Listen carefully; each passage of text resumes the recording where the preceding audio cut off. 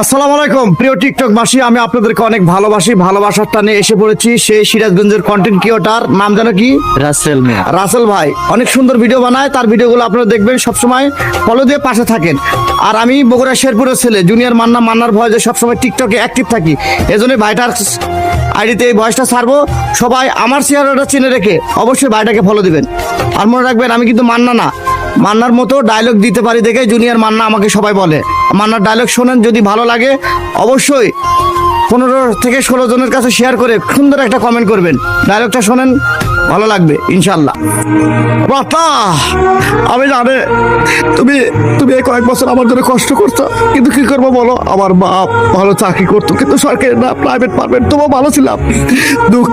দুঃখে টেনে নিচে পহেরা আত্মহত্যা করলো, বাপটা মারা গেল, সেইখান থেকে টাকার উপর বাড়ির লোভ হয়ে গেল।